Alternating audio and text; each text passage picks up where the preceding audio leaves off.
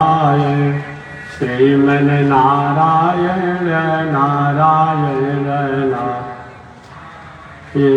श्रीमन नारायण जगोदारायण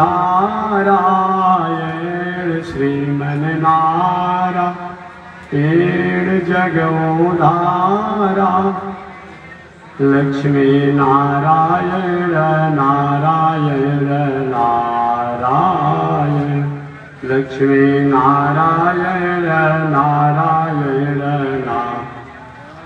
आग लगे आकाश में बरसन लगे अंगारो आग लगे आकाश में बरसन लगे संत नहीं होते जग में तो जल भरता संसार संत नहीं होते जग में तो जल भरता श्रीमन नारायण नारायण नारायण श्रीमन नारायण नारायण नारायण बोलिए श्री लक्ष्मी नारायण भगवान की अनंताचार्य कृपया वेदांत द्वय पारगम रामकृष्णामि सद्भक्तम विश्वक्सेन मुनिं भजे काषायं यज्ञसूत्रं शुचिवपुषि तथा चौर्धपुण्ड्रं च भाले यस्यास्ते दक्षहस्ते कलिकुमति गिरीन्द्रेन्द्रवज्रं क्रीडनं संसाराग्नि प्रशान्त्यै धृतजलममलं दारुपात्रं पवित्रं श्रीविश्वक्सेन सूरे पदकमलयुग श्रेयसे संश्रयामि लक्ष्मीनाथ समारंभा नाथयामुनिमध्यमा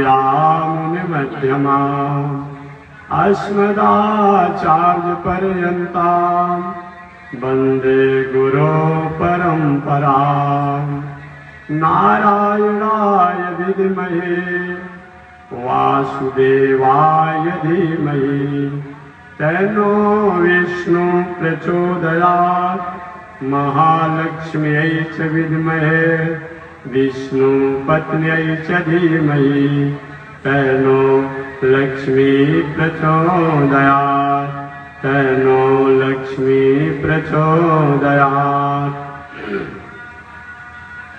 परमाराध्य श्री लक्ष्मी नारायण भगवान नित्य वंदनीय पूज्य गुरुदेव श्री त्रिदंडी स्वामी जी महाराज के जुगल चरणों में कोटिशः नमन।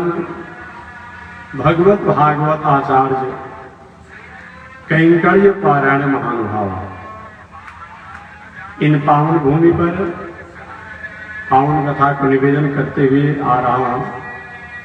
पावन कथा प्रसंग अंतर्गत पिछले दिन निवेदन किया गया था तो मानव जीवन में कथा की उपयोगिता। आखिर मानव जीवन में कथा क्यों सुना जाए, कथा से क्या लाभ है। मैंने निवेदन किया था कथा हमारे जीवन का वह एक औषधि है, वह एक दवा है जिसको सुनने के बाद हमारे जीवन में किसी प्रकार का कोई भटकाव जो होता है उस भटकाव पर शमन करने का, नियंत्रण करने का और सत्य पथ पर चलने की प्रेरणा प्राप्त होती है। इसलिए मानव जीवन में कथा होनी चाहिए। खास मानव जीवन से कथा को अलग कर दिया जाए तो मनुष्य के जीवन और पशुओं के जीवन में बहुत अंतर नहीं रह जाएगा।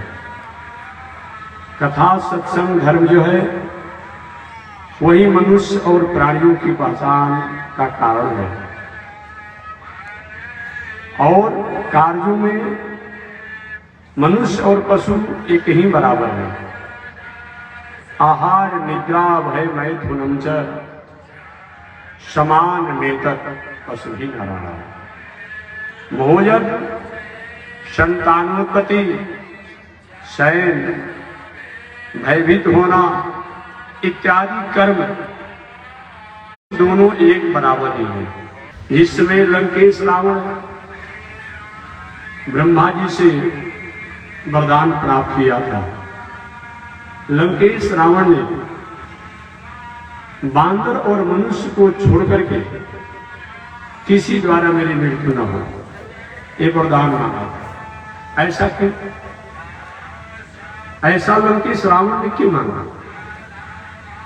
बांदर और मनुष्य को छोड़ करके, हम मनुष्य हैं लेकिन मनुष्य बने नहीं। क्या हम मनुष्य होते और मनुष्यता हमारे में होती तो हमारे द्वारा खान पान रहन सहन में जो विकृतियां हैं विकृतियां होती। लंकेश रावण ने विचार किया कि जो मनुष्य होकर के मनुष्यता के दिनचर्या को पालन नहीं करेगा उसी तो मेरा कुछ बिगड़ने वाला नहीं है। और जो मनुष्य होकर के मनुष्यता का जीवन जिएगा वो तो देवता हो जाएगा। तो फिर एक उससे ब्रह्मा द्वारा उसने वरदान दिया था। इसीलिए भगवान श्री राम मनुष्य बन करके और मनुष्यता के आचरण को अपनाते हुए उन्होंने लंकेश रावण को वध किया। कभी भगवान श्री राम ने नहीं कहा कि मैं देवता हूं। हो सकता है कभी परिचय में कोई ने बता दिया हो, लेकिन जब भी पूछा गया तो उन्होंने कहा कौशलेश दशरथ के जाए। महाराज दशरथ के मैं पुत्र हूं। पिता की आज्ञा माता के वचनों को पूरा करने के लिए मैं जंगल में आया। जानते थे भगवान श्री राम कि जब तक से मनुष्य बनकर के मनुष्यता को नहीं किया जाएगा तब तक लंकेश रावण पर दमन नहीं किया जाएगा, अनुशासन नहीं किया जाएगा, इसको मारा नहीं जा सकता। इसीलिए भगवान श्री राम ने मनुष्य बनकर के मनुष्य के आचरण में जंगल में घूमे। हम और आप में अगर धर्म नहीं है, संस्कार नहीं है, संस्कृति नहीं है तो मनुष्य होने के बाद मनुष्य कहलाने का अधिकारी नहीं है। इसलिए धर्मो ही एको अधिको विशेष, एकमात्र धर्म ही ऐसा है जो हमारी पहचान कराता है। कथा सत्संग ही एक ऐसी है जो हमारी पहचान कराती है। अतः जीवन में धर्म होना ही चाहिए। श्रीमद् भागवत महापुराण के 11वें स्कंद के माध्यम से हम और आपको संदेश प्राप्त होता है। इसी उपदेश को, इसी धर्म को, इसी सत्संग को, इसी कथा को जनाने के लिए भगवान श्री कृष्ण एक बार द्वारिकापुरी में अपने सारे परिवार के लोगों को बुलाया। कभी कभी कुछ विचारकों द्वारा कहा भी जाता है हम सुधरेंगे युग सुधरेगा, हम बदलेंगे युग बदलेगा। हर व्यक्ति अपने जीवन की दिनचर्या को संवारने और सजाने का, सुधारने का काम करे तो बहुत प्रयास करना पड़ेगा। लेकिन हम करते क्या? ऐसा चाहते ही नहीं। भगवान श्री कृष्ण एक बार अपनी सुधर्मा नाम की सभा में, जैसे हम लोग का एक कथा पंडाल है, प्रवचन पंडाल है, भगवान श्री कृष्ण की वह सभा जहां पर अपनी प्रजाओं को संबोधित करते थे उसका नाम है सुधर्मा नाम की सभा। भगवान श्री कृष्ण एक बार अपनी सुधर्मा नाम की सभा में द्वारिकापुरी में सभी को बुलाया और सबको बुला करके राष्ट्र के नाम से, समाज के नाम से, परिवार के नाम से, धर्म के नाम से एक संदेश देना चाहिए। सत्संग तो समाज में ही होनी चाहिए, सत्संग तो भीड़ भड़ा के नहीं होनी चाहिए। साधना एकांत में होनी चाहिए। साधना एकांत में, सत्संग भीड़ में। तो हो क्या रहा है, अब लोग साधना भीड़ में कर रहे हैं। योग साधना जो है एकांत का चीज है, समाधि हो चाहे योग हो, जो कुछ भी हो, ये एकांत का चीज है, क्योंकि इसमें शांत चित्त होकर के ही योग किया जाता है। योग का मतलब ही होता है संयोग। संयोग का मतलब कि हमारी इंद्रियों की वृत्ति आत्मा का स्वभाव परमात्मा के प्रति रुझान हो जाना, उस क्रिया को योग कहा जाता है। ऐसे जो अलग अलग शास्त्रों में अलग अलग तरीके से परिभाषित किए गए हैं। कहीं पातंजल योग की बात किया जाए तो पातंजल योग के अनुसार चित्त वृत्ति निरोधक योग, हमारी चित्त की चंचलता जो है, उस चित्त की चंचलता का निरोध होना ही योग है। हमारी इंद्रियों में जो भी चंचलता हो, खान पान का, रहन सहन का, उठन बैठन का, बोलचाल का, या जैसी भी इंद्रियों की चंचलता हो, इन चंचलता पर संयम करना, निरोध करना, उसी का नाम क्या है, योग। सीधी सीधी भाषा में और भी जाना जाए योग का मतलब कि हम अगर भोजन गलत करते हैं, उसको त्याग दिया, अच्छे भोजन करने लगे, तो हमारा जीवन की दिनचर्या योग हो गई। आज की योग की बात मैं नहीं कर रहा हूँ कि टेलीविजन को चैनल खोल करके 4 बजे 5 बजे पेट को पचका रहा है, फुला रहा है, श्वास छोड़ रहा है, ले रहा है। जिन्हें चैनल को बंद किया तो सबसे पहले जलपान में अंडा ही खाता है। ये कौन सा योग है, ये काहे का योग है? ऐसे योग से क्या मिलेगा? योग का मतलब ही होता है हम कहीं भटक चुके हैं, भटक रहे हैं, भटकने वाले हैं। अब हमारे जीवन में भटकाव की कोई गुंजाइश नहीं है, या गुंजाइश नहीं रहेगी। यही तो योग है।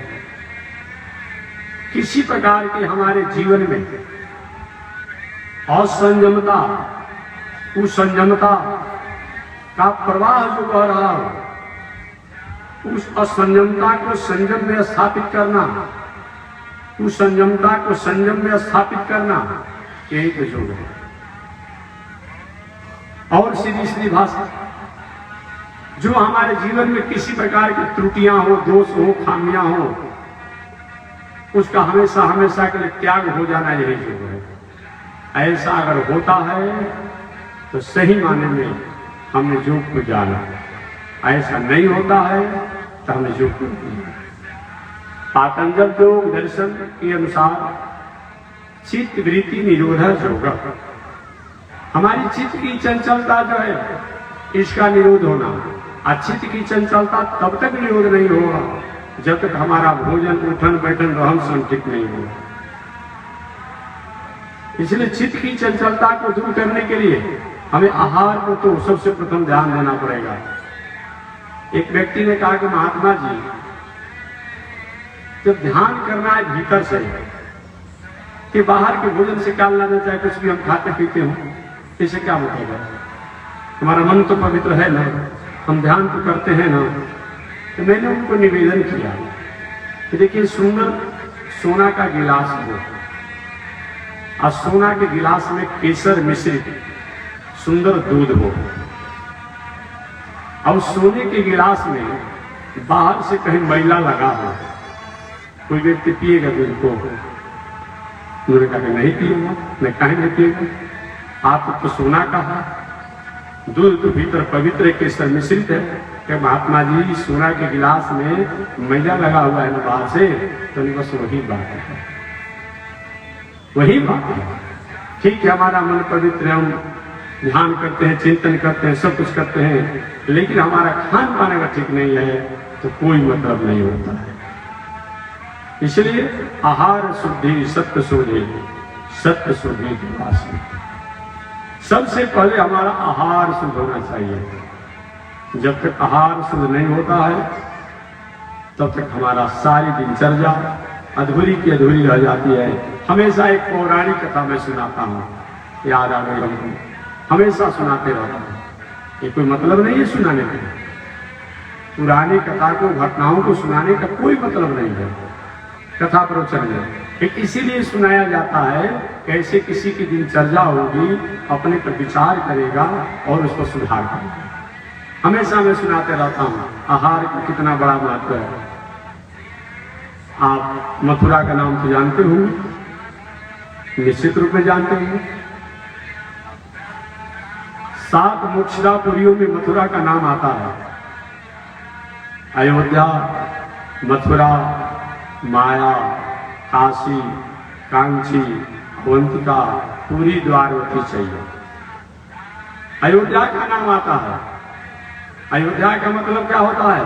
नौजोधो, जहां जाने के बाद, जिसको स्वीकार करने के बाद, जिनकी चिंतन करने के बाद हमारे दिल में, दिमाग में, हृदय में, मन में, बुद्धि में जो अस्मिता का, अविवेक का, अस्वभाव का, असहनता का जो युद्ध होता है, जिसके कारण इस संसार में हम बार बार आने जाने की दिनचर्या में लगे रहते हैं, जहां जाकर वो हमेशा हमेशा के लिए दूर हो जाए, परास्त हो जाए और हमारे जीवन में आत्मा परमात्मा के प्रति, आत्मा परमात्मा का है और परमात्मा आत्मा का है, यह संबंध जिसके द्वारा जान लिया जाए, उसी का नाम अयोध्या है। अयोध्या, मथुरा ये मोक्षदापुरी है। यहाँ पर रहने से, यहाँ जाने से, यहाँ का चिंतन करने से निश्चित रूप में हमारा मंगल होता है। अयोध्या, मथुरा, माया, हरिद्वार का नाम माया है।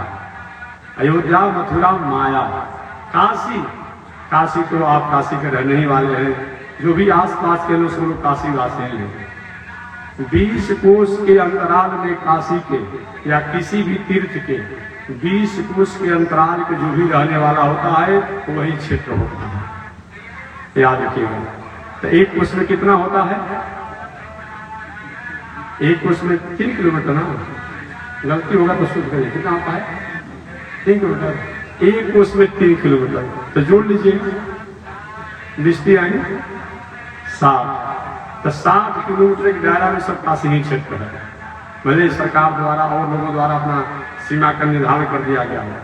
एक बार हमसे लोगों ने कहा कि महाराज जी बक्सर, उन्होंने कहा बक्सर हमें वहीं पे यहाँ से आ रहा है, तो महाराज जी बक्सर है, तो ये तारका और उनका कहाँ था? मैंने कहा केवल बक्सर जितना सीमा में आज देख रहे हैं उतना ही नहीं है। बक्सर का मतलब कि एक कैमूर की पहाड़ी सासाराम तो सब बक्सर ही सीमा आता था, और उधर आरा और जो कोइलवर जो है सब बक्सरे में आता था। इधर काशी के सीमा पे बक्सरे आता था, उधर भीगुल क्षेत्र के नदी का बक्सरे आता था। आज भी बंटवारा हो गया। आज से 50 वर्ष पहले आरा जिला कितना बड़ा था जी? अब बताइए। सुबह कोई जाता था आरा कोई कचहरी का काम करने के लिए, तो रात्रि के तैयारी करके जाता था, अगला दिन लौट कर आना। अब ना आपके बगल में भगवा मोहनिया हो गया, तो वही बात जानिए। अरे और बात तो छोड़िए ना जी, बिहार, बंगाल, झारखंड, उड़ीसा, ये 4 वो प्रदेश को मिलाकर के एक राजधानी था। जो पुराने लोग होंगे 80, 85 वर्ष, 90 वर्ष से जानते होंगे, या तो पुराना कागज आप लोग देखिएगा। अब समझिए, कलकत्ता हाई कोर्ट था, कलकत्ता में हाई कोर्ट था। आज ना आपका पाटलिपुत्र पटना हो गया, लेकिन आज अगर कोई देखेगा तो क्या समझेगा? इसलिए ये तो जनसंख्या के अनुसार, अपने अपने समाज सेवियों के अनुसार क्षेत्र का बंटवारा का निर्धारण करते रहते हैं, लेकिन शास्त्र का कोई पालन नहीं होता है। तो काशी में आप रहते हैं, मोक्षदापुरी है। ये काशी मोक्ष के लिए ही, मोक्ष माने हमारा हर कर्म जो हो पुरुषार्थ और परमार्थ के लिए होना चाहिए। एक काशी पूरी द्वारा हम और आपको संदेश प्राप्त करता है। अयोध्या, मथुरा, माया, काशी, कांची, कांची का भी नाम आपने सुना होगा दक्षिण भारत में। अयोध्या, मथुरा, माया, काशी, कांची, अवंतिका, उज्जैन, अवंतिका पर जाना जाता है। पूरी, द्वारवती, चैव, द्वारिकापुरी, ये सब मोक्षदापुरी। उन मोक्षदापुरी में मथुरा की कथा मैंने बताई। मथुरा की कथा है कि भोजन का कितना बड़ा महत्व होता है, इसी बातों पर हमें निवेदन करना है। मथुरा में आज भी हमारे विद्वत जन जो हैं, जिनको हम लोग अपनी भाषा में पंडा बाबा कहते हैं। पंडा शब्द का जानते क्या होता है? पंडा शब्द चतुरता मैंने बताया गया है कि चतुराई का सूचक है। सद असद विवेचन जो करने पे सक्षम हो, नीति अनीति पर जो विचार करने का अधिकार रखता हो, न्याय अन्याय विचारधाराओं पर जो निर्धारण करने का अधिकार रखता हो, ऐसे में सत्य, नीति, न्याय को ही जो अपने जीवन का आधार मानने वाला हो, उसी का नाम पंडा है। अपनी भाषा में तो हम लोग कहते हैं जो अपना परिवार को चला ले, उसी को हम लोग पंडा और चतुर कहते हैं। अगर केवल अपने परिवार को चला लेने से ही पंडा हो सकते हैं, तो आपसे अधिक पंडा तो मूस है। मूस को देखेंगे नहीं देखेंगे? आप लोग धान गेहूं को रखते हैं कुठला में, अमूस जो है धान के गेहूं के बाली काट कर रखता है, घुनबे नहीं करेगा। कितना आपसे चलाक है? नहीं। जो सत्य, नीति, न्याय से अपने जीवन को जीने के लिए संकल्पित हो, वही पंडा है। अनीति, अन्याय, अधर्म से जो अपने को पीछे पैर मोड़ ले, वही पंडा है। ऐसे मथुरापुरी बैठा दी बाबा को, ऐसे मथुरापुरी में रहने वाला एक पंडा बाबा थे। सब कुछ उनका गुण अच्छा था, लेकिन एक छोटी सी गलतियां थी उनके पास। वो क्या थी? भांग खाने का शौक। आज बहुत से ऐसे लोग होते हैं, सब कुछ उनका गुण अच्छा है, कभी कभी तो हम स्वयं परेशान हो जाते हैं। अच्छा सुंदर रूप है, सब कुछ सुंदर है, लेकिन जब हम सोचेंगे प्रेम से भाई पूछे समाचार में से, अब आने के बाद मुंह से गंध देता है। वो गंध क्या था? गांजा का है। अच्छे अच्छे लोग हैं, हालांकि कोई भाई पीता होगा तो हमारे को नाराज मत होगा। अगर मैंने कहा रहा हूं, अगर आपको देखेंगे तो थोड़ी सी विचार कीजिएगा। अब बताइए, अच्छे अच्छे लोग हैं। किसी को शराब की नशा है, किसी को गंजा की नशा है, किसी को अफीम की नशा है, किसी को चरस की नशा है, किसी को हेरोइन की नशा है। बहुत बढ़िया। एक बात और मैं कहूंगा, नीतिकारों ने, शास्त्रकारों ने कहा है कि जिस व्यक्ति ने मांस, मछली और नशा का सेवन किया, चाहे किसी प्रकार का नशा हो, वो व्यक्ति, मनुष्य तो अपने को कहलाता है, लेकिन शास्त्र में उसके प्रति बहुत बड़ी आदर नहीं है। नीतिकारों ने तो यहां तक कहा, एक श्लोक है कि अभी हमको श्लोक को नहीं आ रहा है, मैं आगे सुना दूंगा कि शास्त्र की ऐसी आज्ञा है कि जो व्यक्ति कमाल पद निरतम, पद्म पुराण का श्लोक है, कमाल पद निरतम दानम कुर्वन्ति जी जना दातारम नरकम यान्ति भोक्ता ग्राम शुक्र। नाराज नहीं होंगे अब तो बताने पर? क्या श्लोक से काम चला दे? अगर आपकी इच्छा नहीं होगी तो केवल श्लोक से ही काम चलाएंगे, अर्थ नहीं कहेंगे। क्योंकि हो सकता है कल तक कथा कहना है, आप नाराज हो जाएंगे हमारे पर। नाराज मत होइएगा, मानना होगा तो मानिएगा, नहीं मानना होगा तो हमारा श्लोक हमारे पास लौटा दीजिएगा। तमाल पद निरतम दानम कुर्वन्ति जे जना। तमाल पत्र माने केवल खैनी बीड़ी नहीं, जो भी नशा है, किसी भी नशा का सेवन जो करता है, तमाल पत्र निरतम, किसी भी नशा का जो सेवन करता है, तमाल पत्र निरतम दानम कुर्वन्ति जे जना। ऐसे लोगों को जो दान दिया जाता है या कुछ भी दिया जाता है, दातारम नरकम यान्ति, देने वाला व्यक्ति अधोगति को प्राप्त करता है, ऐश्वर्य कीर्ति को हरास करता है। आप भोक्ता ग्राम शुक्र, खाने वाला व्यक्ति ग्रामीण सुअर बनता है कि गांव के गांव खुद गंदगी के साफ करते हैं।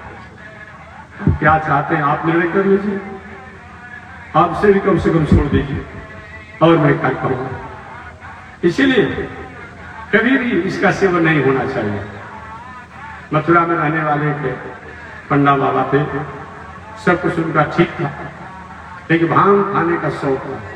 लेकिन भांग खाने वाला व्यक्ति जब खा लेता है ना, जो अनुभवी होकर समझेंगे, हम तो किताब में पढ़े हुए जानते हैं, अनुभव नहीं किए, तो देखिए खाने के बाद होगा कि 20 फीट ऊपर उड़ गया, उड़ता नहीं है लेकिन उसको ऐसा अनुभव होता है नशा में 20 फीट नीचे गिर गए। और भांग के नशा में पंडा वाला थे, जाड़ा का समय था, ठंडा का समय था।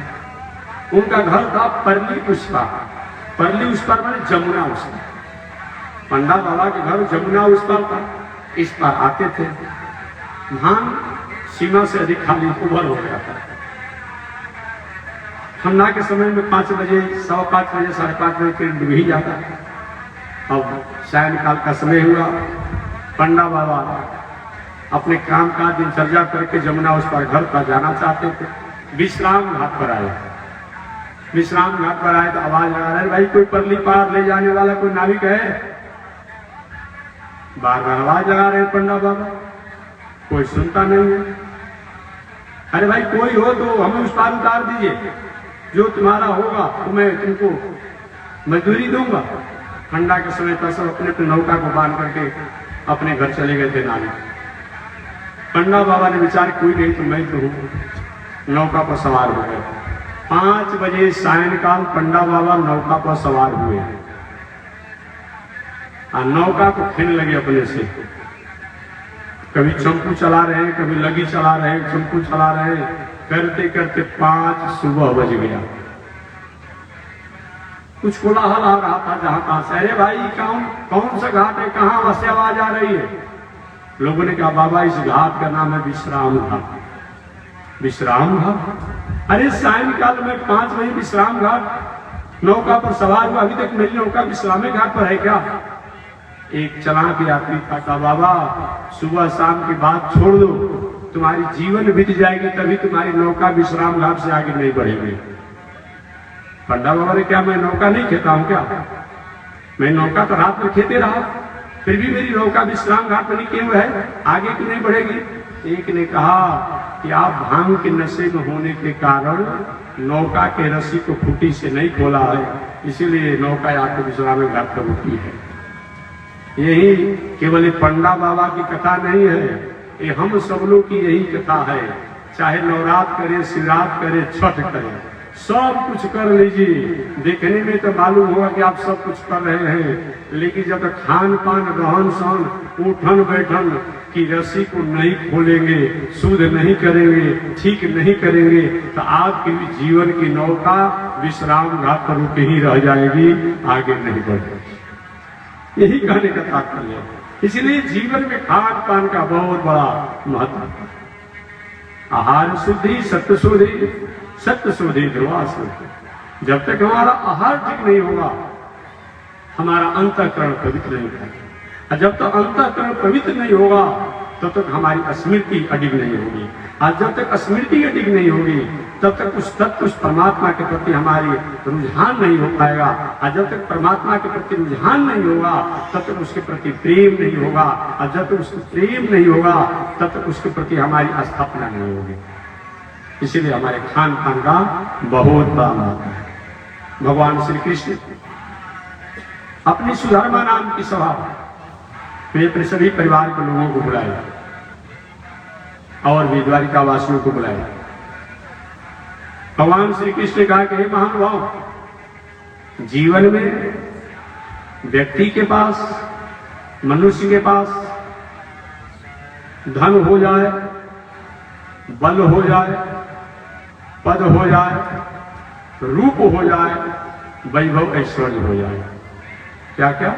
धन हो जाए, बल हो जाए, पद हो जाए, रूप वैभव हो जाए, ऐश्वर्य कीर्ति हो जाए।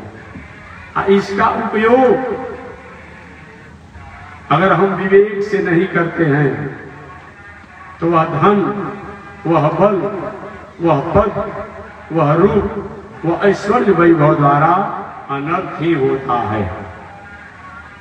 इसलिए धन होना जरूरी है, क्योंकि वेदांत दर्शन कहता है, उपनिषद कहता है कि धनहीन व्यक्ति को परमात्मा प्राप्त नहीं होता। इसका मतलब ही नहीं होता कि गरीब को परमात्मा नहीं प्राप्त होते हैं, अप्रसन्न नहीं होते हैं।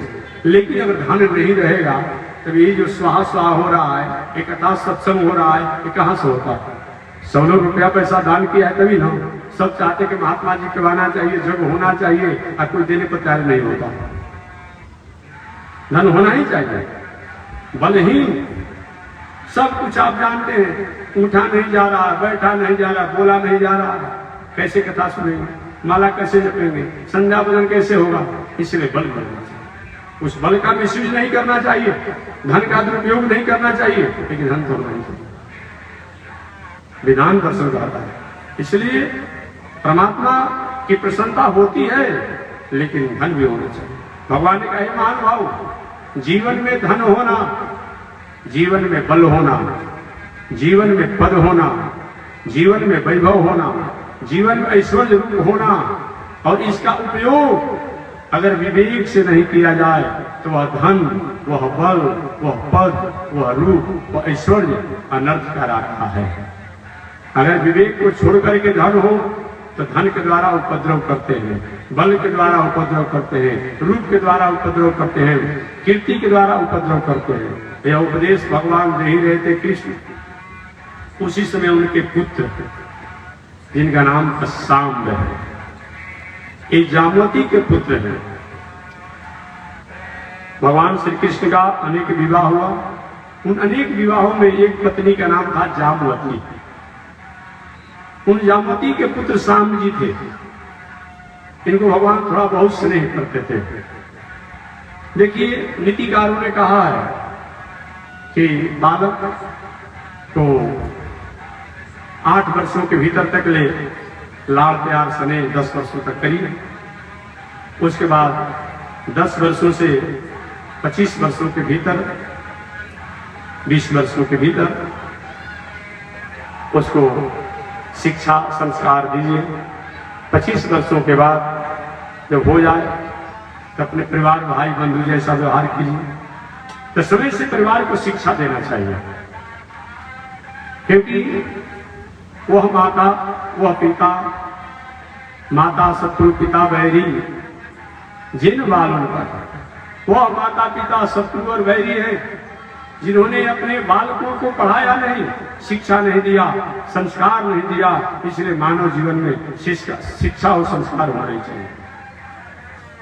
भगवान श्री कृष्ण सांब जी को स्नेह करते थे, मानते थे, लाड़ प्यार करते थे।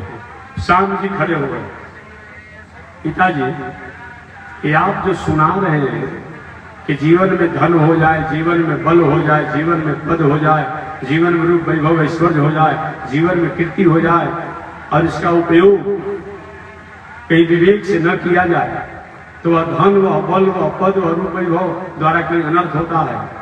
आखिर ये सुनाने का तात्पर्य क्या है? क्या ये बात हम लोग नहीं जानते हैं? भगवान श्री कृष्ण ने कहा कि पुत्रों, मैं ये नहीं कहता हूं कि तुम लोग नहीं जानते हो, तुम लोग जानते हो, लेकिन कभी कभी द्वारिकापुरी में मेरे घर में तुम लोग का उलाहना आ जाता है। कभी कभी अपने धन का, अपने बल का, अपने पद का, अपने रूप का तुम दुरुपयोग करते हो, संत महात्माओं को धर्म का अवहेलना करते हो। याद रखो, तुम मेरे परिवार के हो, तुम मेरे पुत्र हो। अगर तुम्हारे द्वारा ऐसा होता है, मेरे समझाने के बाद भी तुम नहीं मानोगे, धर्म और संतों का अनादर करोगे, तो मैं ब्रह्म होने के बाद भी, मैं ईश्वर होने के बाद भी तुम्हारी रक्षा नहीं करूंगा। आगे भगवान ने कहा, द्वारिकापुरी में धन की कमी नहीं है। द्वारिकापुरी में इतना बड़ा धन कि दीवार से लेकर के, छत से लेकर, मकान से लेकर, किवाड़ से लेकर के सब सोना से मरा गया था। इतना बड़ा था। बल की जहां बात करेंगे, भगवान श्री कृष्ण के कुल खानदान परिवार में इतने लोग थे, मत पूछिए। 56 करोड़, गर्ग संहिता के अनुसार 56 करोड़ ब्राह्मण देवता लोग, ब्राह्मण विद्वान लोग भगवान श्री कृष्ण के कुल खानदान के लोगों को पढ़ाने के लिए थे उस समय। कितना? 56 करोड़। और एक बात जानेगा, 10 गो लड़का पर एक आचार्य की नियुक्ति हुई थी, तो 56 करोड़ में 10 का गुणा कर लीजिएगा। 56 करोड़ में 10 का गुणा करने पर लगभग 5 अरब 7 करोड़ हो। गलती हो तो शुद्ध कर लीजिएगा, और गुणा करने में गलती होगा तो आप लोग अपने मोबाइल द्वारा शुद्ध कर लीजिएगा। 5 अरब 7 करोड़ लगभग होगा। इतने तो भगवान श्री कृष्ण के यहाँ बैचलर लड़का था। बात समझ गए? बैचलर थे, उतने ही अनबैचलर और उतने ही बैचलर पार कर गए। और तो बूढ़ बुजुर्ग के, स्त्रियों के, और तो छोड़ दीजिए। इतना बड़ा परिवार था। आज थोड़े से परेशान हो गए हैं महाराज, बहुत जनसंख्या बढ़ गई। ठीक है, आज की सरकार की व्यवस्था है कि भाई इतने ही जनसंख्या के लोगों में स्वास्थ्य की व्यवस्था, सुरक्षा की व्यवस्था, शिक्षा की व्यवस्था और सुविधा की व्यवस्था मैं दे सकता हूं। उसके अनुसार तो ठीक है, उसके अनुसार ठीक है, लेकिन ये मत कहिए कि बहुत जनसंख्या बढ़ गया। इतना बड़ा जनसंख्या था। भगवान श्री कृष्ण के परिवार में 5 अरब 7 करोड़ तो बैचलर लोग थे लड़का, अनबैचलर उतना ही, बैचलर पार के उतना ही, और सारा परिवार था। अब समझिए, इसमें तो पूरे विश्व की जनसंख्या लगभग 7 अरब है। पूरे विश्व की जनसंख्या कितनी है? 7 अरब है। एक भाई गलती होगा जी के नॉलेज, तो आप लोग थोड़ा सा अपने से शुद्ध कर लीजिएगा। तो स्वामी जी कुछ भाई ऐसे बोल दिए, आप लोग भी पढ़ते लिखते, हम लोग बहुत दिन पढ़े लिखे हैं, तो हो सकता है कुछ 19-20 हो जाएगा। पूरे विश्व की जनसंख्या लगभग 7 अरब है। उन 7 अरब में आप और आपके पड़ोसी एक देश है, इन दोनों की जनसंख्या लगभग कम बेसी करके 3 अरब है। और बाकी में सारा दुनिया है। इतना तो जनसंख्या भगवान श्री कृष्ण के परिवार की होगा था। इतना बड़ा परिवार था जी, बात समझिएगा। तो कितना बड़ा बल था। गांव में अगर 2-4 को सवांग कहीं हटा कटा मुट्टा ताजा हो जाए बलवान, तो गांव में सबको हम परेशान करते हैं। इतना बड़ा परिवार था। भगवान श्री कृष्ण ने कहा कि हे प्रिय बंधु बांधव, धन की कमी नहीं है द्वारिकापुरी में। धन तो इतना है कि बैकुंठ से लक्ष्मी जी भी आती है, तो कभी कभी द्वारिकापुरी के धन को देकर के आश्चर्य में पड़ जाते हैं कि सही में बैकुंठ द्वारिकापुरी है कि बैकुंठ वहां है। इतना बड़ा धन, कुबेर जी भी आते हैं तो धन को देकर के यहाँ के संकुचित हो जाते हैं। इतना धन द्वारिकापुरी में, धन की कमी नहीं। बल की बात तो मैंने बता ही दिया। इतना बल, धन की, भगवान श्री कृष्ण कह रहे हैं, हे पुत्रों, धन की कमी नहीं, बल की कमी नहीं। जहां पद की बात है, आज साधारण किसी अफसर के किसी चपरासी से कहीं संपर्क हो जाता है तो गांव में बैठ कर चलते हैं। अब भगवान श्री कृष्ण के पास इतना बड़ा पद कि ब्रह्मा को चाहे तो नौकर बना दे, नौकर को चाहे तो ब्रह्मा बना। आज भी बड़ा भी कर देता है, आज ही कर देता है। इतना बड़ा, इसलिए ब्रह्मा जी या कोई वरुण देव या कोई आता है ना, आते हुए डरते हुए आते हैं, कोई गलती मत हो जाए, डरते रहते हैं। बहुत बड़ा पद है। तो धन की कमी है नहीं, बल की कमी है नहीं, पद की कमी है नहीं। जहां तक रूप की बात है, तो शाम का भी रूप तो बहुत सुंदर था। उनकी कथा मैं सुनाऊंगा बाद में। भगवान श्री कृष्ण के रूपों की मैं बात करूं आपसे, भगवान श्री कृष्ण के रूपों की मैं बात करूं। एक ब्रज का कवि ने कहा, एक वृंदावन के कवि ने कहा, ब्रज के कवि ने कहा, कृष्ण खासियत किस बात की है, कृष्ण खासियत किस बात की है, तुम हो लाला। अगर लाला के जगह पर लाली होते तो तुम्हारे ऊपर करोड़ों लोगों का रोज गर्दन करते। इतने कृष्ण भगवान सुंदर है। कभी आपने फोटो देखा है? देखे होंगे फोटो। कितने तिरछे पैरों करके जब देखते तो मालूम करता हम बुला रहे हैं किसी को। कितना सुंदर है। मधुराष्टकम जब पढ़िए तो मधुराष्टकम में कितना सुंदर उनका छवि लगता है। इतने सुंदर कृष्ण भगवान है। वे नहीं, श्याम जी भी सुंदर है, प्रद्युम्न जो भी उनके सुंदर ही सुंदर है। भगवान का रूप इतना है तो मत पूछो। कामदेव भी आकर के मोहित हो जाते हैं इस द्वारिकापुरी में। धन की कमी नहीं, बल की कमी नहीं, पद की कमी नहीं, रूप की कमी नहीं। ऐश्वर्य वैभव, इतना ऐश्वर्य वैभव है, इतना ऐश्वर्य वैभव है मत पूछिए। भगवान कहे प्रिय बंधु बांधव, किसी चीज की कमी नहीं है, लेकिन कमी क्या है, कभी कभी इसका हमारे परिवार के लोगों द्वारा विवेक का उपयोग नहीं करते हुए कहीं कहीं दुरुपयोग कर दिया जाता है, दुरुपयोग हो जाता है। श्याम जी ने कहा कि पिताजी आखिर आप कहना क्या चाहते हैं। कभी कभी घर में लड़का थोड़ा सा अनुशासन विहीन हो जाए ना, तो थोड़ा विवेक से काम लीजिए। श्याम जी, पिताजी आप कहना क्या चाहते हैं, क्या इस बातों को हम लोग नहीं जानते हैं। भगवान ने कहा कि पुत्रों, मैं ये बात नहीं कहता हूं तुम लोग नहीं जानते हो, लेकिन मैं कहना चाहता हूं कि अगर इसका उपयोग नहीं करोगे, एक दिन विवेक का उपयोग नहीं करने के कारण वह धन, वह बल, वह पद, वह रूप, वह वैभव रहते हुए भी तुम हरास को प्राप्त करोगे, पर हरास हो जाएगा, कोई तुम्हें रोक नहीं पाएगा। आगे श्याम जी ने पूछा, पिताजी बताइए विवेक भ्रष्ट क्यों होता है, आखिर विवेक भ्रष्ट होता क्यों है।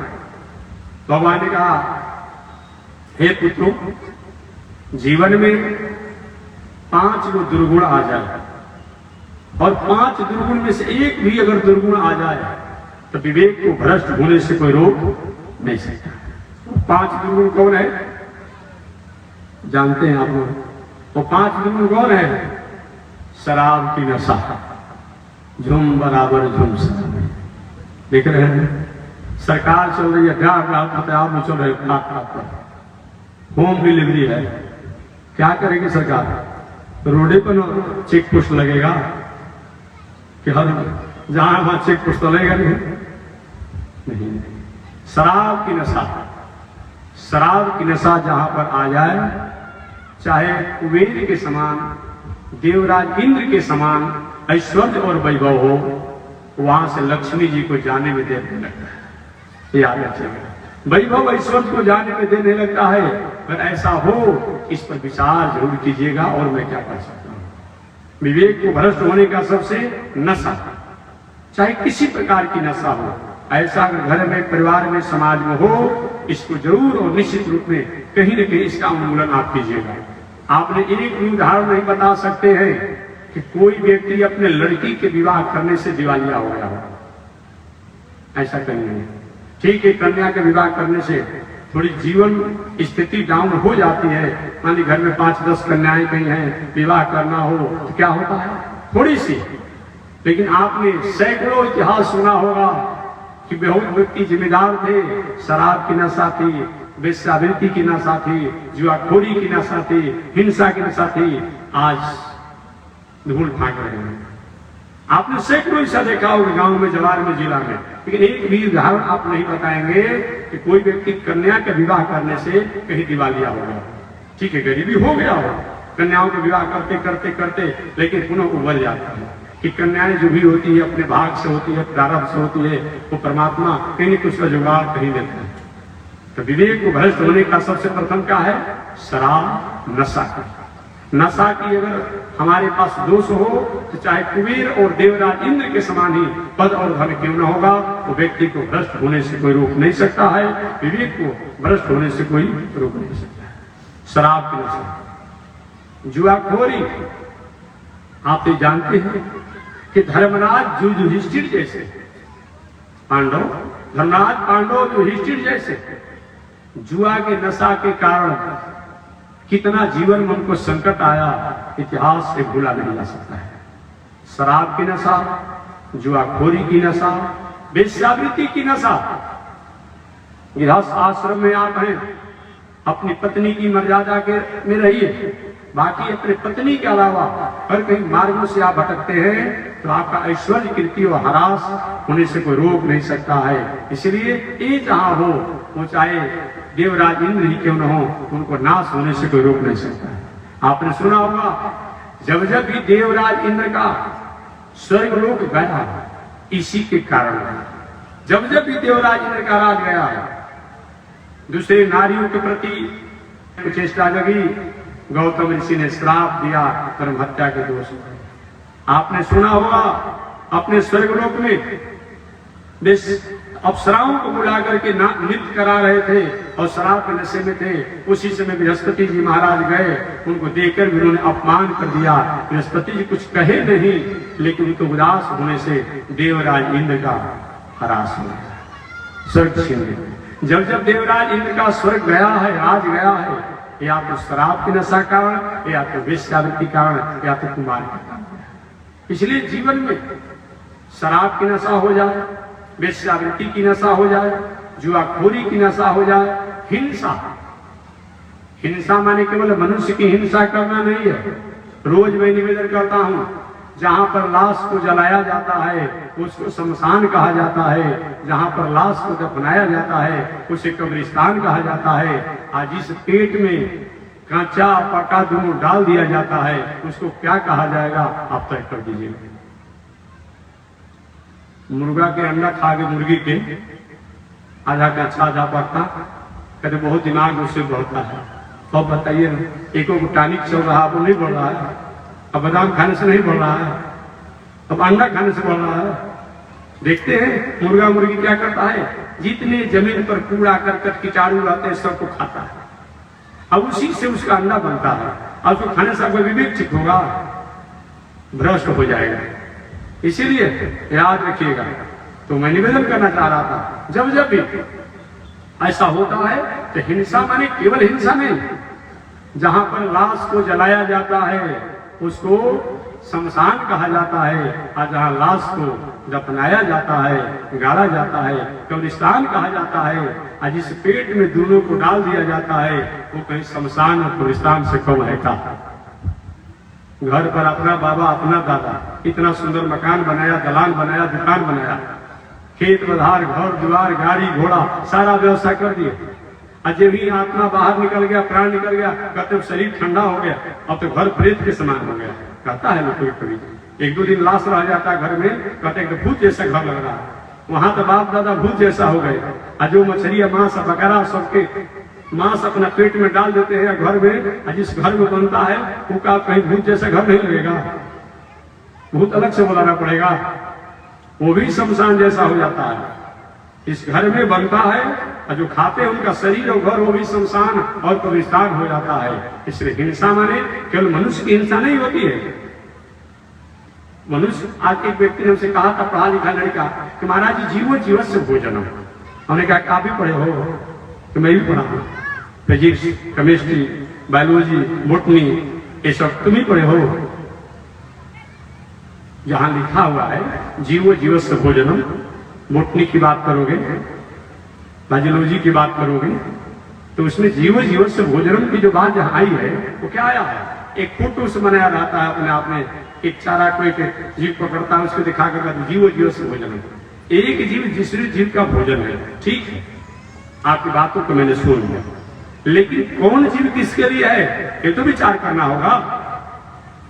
जो जीव जीभ निकाल करके पानी पीता है, आप देखेंगे बिल्ली को, कुत्ता को, सिंह को, बाघ को, ये क्या करता है? कितना भी प्यास में रहेगा मुंह डुबाकर पानी नहीं पीता है, जीभ से पानी पीता है, जीभ से पानी पीता है।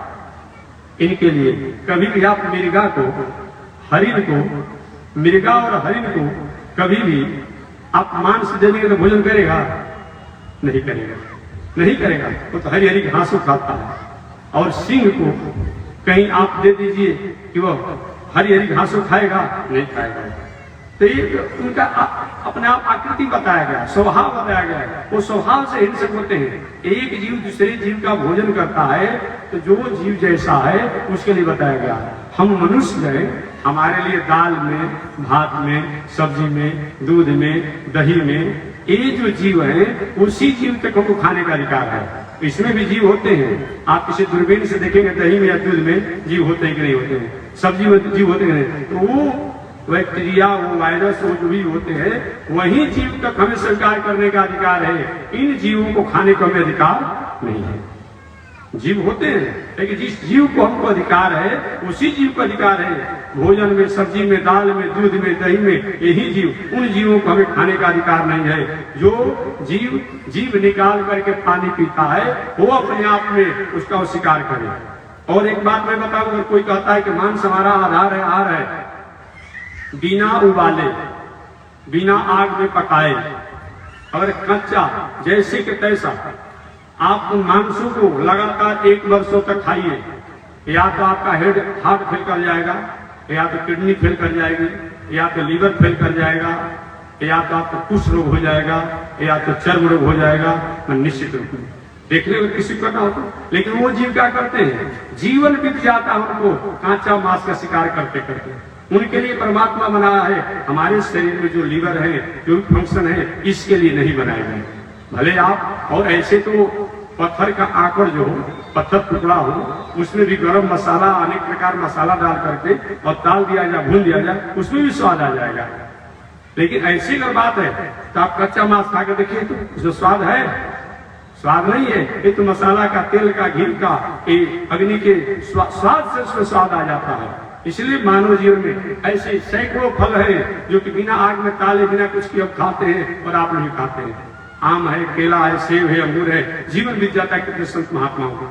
तो जीवो जीवस्य भोजनम जो लिखा हुआ है, इसका मतलब एक जीव दूसरे जीव का भोजन है। तो हमें जो चावल में, दाल में, सब्जी में, फल में, दूध में, दही में जो जीव है, उसी जीव तक हमारा अधिकार है। इन जीवों को हत्या करने का हमारा अधिकार नहीं है। तो 5 वो दुर्गुण अगर हमारे जीवन में आ जाए तो व्यक्ति को कोई भी विवेक भ्रष्ट होने से रोक नहीं सकता है। वो कौन कौन? शराब की नशा, वेश्यावृत्ति की नशा, जुआखोरी की नशा, हिंसा की नशा, हिंसा का व्यसन।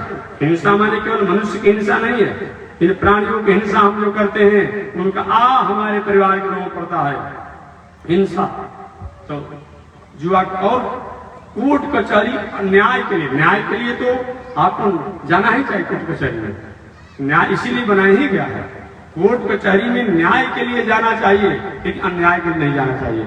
हमारा कहीं हक बनता है, हमारा कहीं अधिकार बनता है, हमारी कहीं मौलिकता बनती है, हमारा कहीं नैतिकता बनता है, वहां तो हमें कोर्ट कचहरी का सहारा लेना ही चाहिए। कि कहीं भी हम जाएंगे, अंत में शासन, सरकार और न्यायालय और समाज के पास जाना ही पड़ता है। इसके द्वारा तो हमें अपना जो समाज का समन्वय करना हो, उसका तो समन्वय करना ही चाहिए।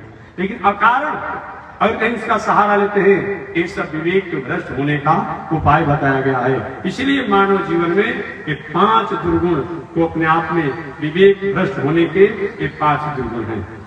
इन 5 प्रसंगों को निवेदन कर ही रहे थे भगवान श्री कृष्ण, कि भगवान श्री कृष्ण के पुत्र श्याम जी ने, पिताजी ये 5 को दुर्गुण नहीं आ रहे और विवेक शुद्ध रहे, इसका कोई उपाय है? तो भगवान श्री कृष्ण का पुत्रों, इसके लिए 7 वो सूत्रों को अपने जीवन के आचरण में उतारना चाहिए। वो 7 सूत्र कौन है?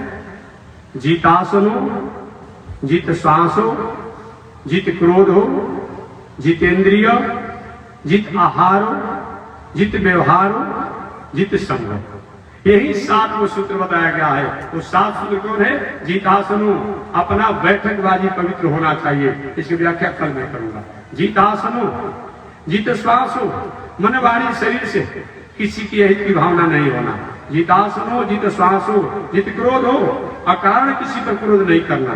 क्रोध तो करना चाहिए, लेकिन अकारण किसी पर क्रोध नहीं करना चाहिए। अपना लाभ और दूसरे को नुकसान पहुंचाने के लिए क्रोध नहीं करना चाहिए। कहीं हमारे क्रोध करने से शास्त्र, संस्कृति, मर्यादा, धर्म, मठ मंदिर की रक्षा होती है, वहां तो थोड़ा अनुशासन होना चाहिए।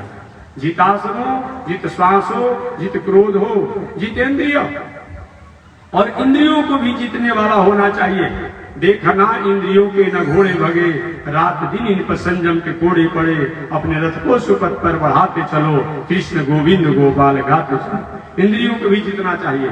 जितासनो, जित श्वासो, जित क्रोध हो, जितेंद्रिय, जित आहारो, आहार भी शुद्ध होना चाहिए। जित व्यवहारो, व्यवहार भी शुद्ध होना चाहिए। जित संगो, और संग भी शुद्ध होना चाहिए। इस प्रकार जितासनो, जित श्वासो, जित क्रोध हो, जितेंद्रिय, जित आहारो, जित व्यवहारो, जित संग। यही 7 वो सूत्र को अगर जीवन में अपनाया जाए तो 5 वो दुर्गुण हमारे पास नहीं आता है। अविवेक हमारा पवित्र होता है। इन 7 सूत्रों की विशेष व्याख्या, विस्तार से व्याख्या अगले दिन मैं करूंगा। आज इसी के साथ मैं अपने वाणी को विराम दे रहा हूं कि मानव जीवन में अगर धर्म नहीं रहे, कथा नहीं रहे, सत्संग नहीं रहे, संस्कृति नहीं रहे, तो हमारे जीवन में और पशु के जीवन में बहुत अंतर नहीं है। ये सत्संग, कथा, धर्म, पूजा पाठ, यही जो है हमें जो मनुष्य को मनुष्यता प्राप्त कराता है। अगर ये नहीं हो तो मनुष्य होने के बाद भी मनुष्यता को प्राप्त नहीं करेंगे, व्यक्ति होने के बाद भी व्यक्तित्व को प्राप्त नहीं करेंगे। अतः जीवन में धर्म और कथा होनी चाहिए। शेष चर्चा अगले दिन अपने नियत समय पर एक बार भगवान का नाम ले, आगे परमात्मा की जैसी इच्छा। और कल ही तक केवल कथा होगी, क्योंकि कल का तारीख है, कल 16 तारीख है और परसों दिन 17 तारीख है। तो 17 तारीख को तो जग की पूर्णाहुति होगी, भंडारा होगा, संत महात्माओं का विदाई होगा, ब्राह्मण विद्वानों का विदाई होगा। तो कथा का कार्यक्रम कल ही तक चलेगी। तो आप नियत समय पर कल भी 5 बजे से लेकर के और 10 बजे रात्रि तक कथा पंडाल में सादर आमंत्रित हैं। तो ठीक कल कथा होगी। आगे मेरे बाद भी जो दिल्ली से चलकर आए हुए श्री गोपाल जी महाराज और आरा जगदीशपुर से चलकर आए हुए श्री आनंद बिहारी शास्त्री जी कथा होगी। तो कल की कथा को आप याद रखिएगा। एक बार भगवान का नाम ले, जैसे मना श्रीमन नारायण लक्ष्मी नारायण, श्रीमन लक्ष्मी नारायण, श्रीमन नारायण नारायण नारायण, श्रीमन नारायण नारायण नारायण। बोलिए श्री लक्ष्मी नारायण भगवान की, विश्व जगदाचार्य श्री त्रिदंडी स्वामी जी महाराज की। हरि ओम। शांति ही शांति ही शांति।